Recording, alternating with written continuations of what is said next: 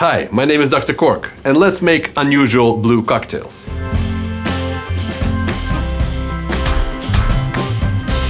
Most people associate blue cocktails with the 80s, all those Blue Lagoons, Blue Hawaiis, adios motherfuckers. I've made some of them in past videos on the subject, but actually Blue Curacao liqueur, which is the main source of blue in cocktails, has been invented about 100 years ago. Technically it has an orange flavor because it was originally made from Bita Laraja oranges, but usually liqueur manufacturers don't care about the flavor and just make it sweet and bright blue with a hint of orange flavor in there somewhere. And for flavor there's triple sec, Cointreau or dry curacao. In fact, anything with the word curacao in the name is orange by definition. In old cocktail books of the first half of the 20th century, you can already find blue cocktails. However, to give the necessary shade then, food coloring was used. For example, Patrick Given Duffy's 1934 official mixers manual has several blue cocktails, notably the Blue Train, but he uses one dash of blue vegetable extract. A few years later, in 1937, the Café Royal cocktail book was published by William J. Tarling,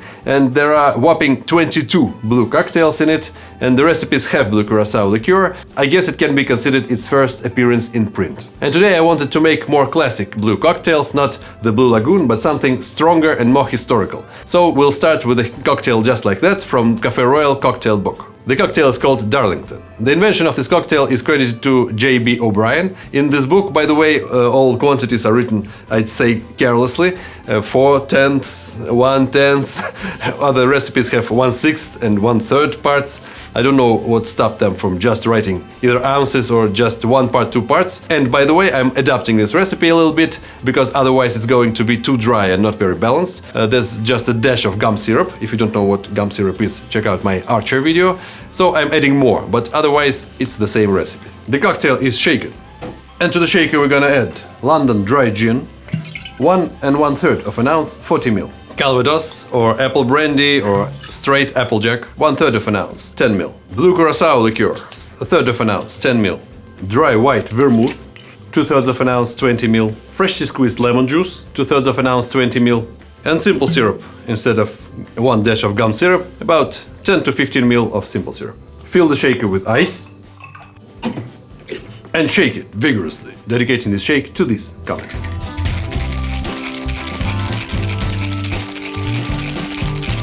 Fine strain to the chilled cocktail glass and garnish with an orange zest.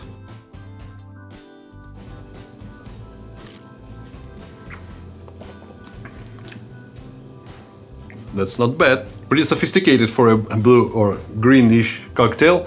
It has fruit complexity thanks to orange flavors and also apple warmth, gin's botanicals, everything is there. It's a little bit sweet and sour, which I like. And of course, I had to add 15 ml of simple syrup because 1 dash of gum syrup wouldn't do. But now it's a nice cocktail. A serious question. Do you want to support my channel or not? Because if you do, you can.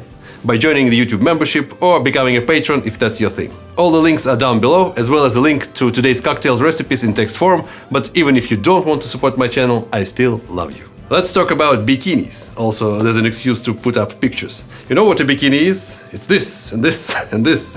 In July 1946, it revolutionized swimsuit fashion. French designer Louis Réard unveiled his daring two-piece creation just days after the first public nuclear test at Bikini Atoll, hence the swimsuit's explosive name.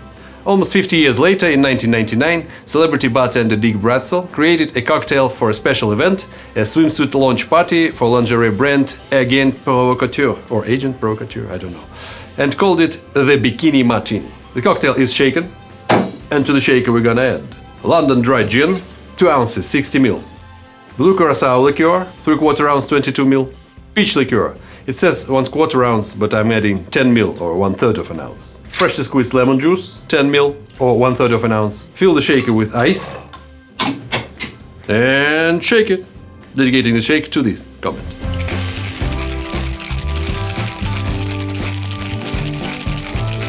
Fine strain to the chilled cocktail glass and garnish with an orange peel.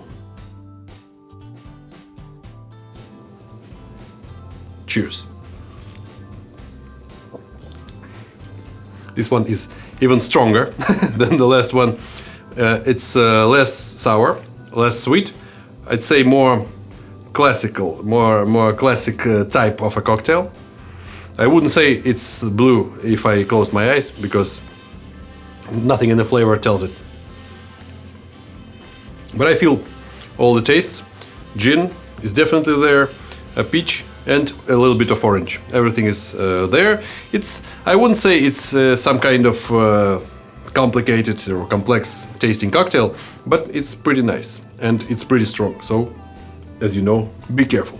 The next drink, created in 2013 at London's Rum Kitchen restaurant, is called Sharman-Cox Daiquiri, and the name has many meanings. Firstly, there's a reference to the famous Perfect Lady cocktail, which was invented by Sidney Cox in 1936. It is based on gin and peach liqueur. Secondly, there's an obvious reference to Jennings Cox, an American mining engineer who allegedly created the original daiquiri in 1898 while working near the Cuban town of Daiquiri. But most importantly, the drink serves as a tribute to Hannah Sharman-Cox, founder of London Cocktail Week. So, Cox, and Sharman-Cox.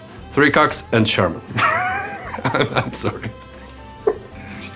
The cocktail is shaken, and to the shaker we're gonna add white rum, 2 ounces, 60 ml.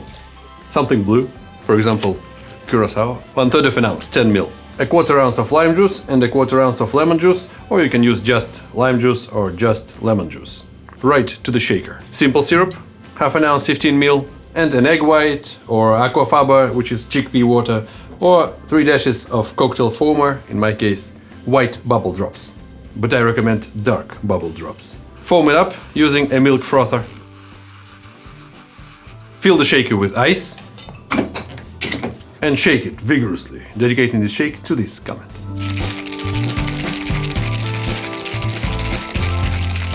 Fine strain to the cocktail glass. Express the oils from an orange peel, discard it, and garnish with a lime wheel.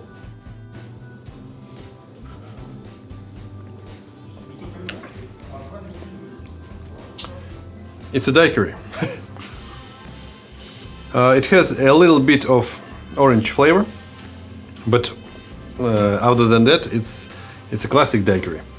I don't like the white bubble drops because they add a little bit of specific aroma, but I'd rather use egg whites. But I know that many of you don't like egg whites for some reason. They are afraid of it or something. So this is how you can avoid using them. Okay, I feel like you want something simpler, something more popular, something light and more familiar.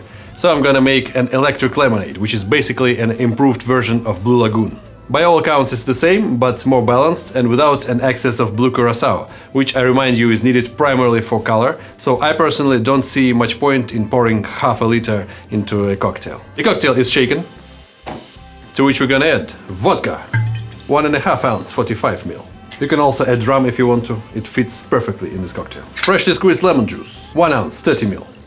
Simple syrup, 1/2 ounce, 15 ml. Fill the shaker with ice and shaking like there's no tomorrow, dedicating the shake to this comment.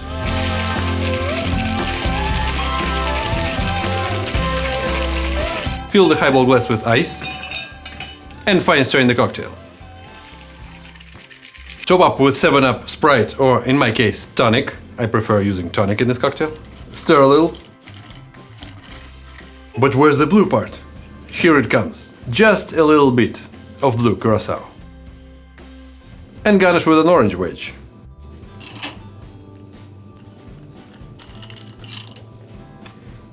Oh yeah! I prefer this version with tonic 7 days a week. I think it's superior to the lemon-lime variation. I guess I should call it something else, because it's my cocktail signature.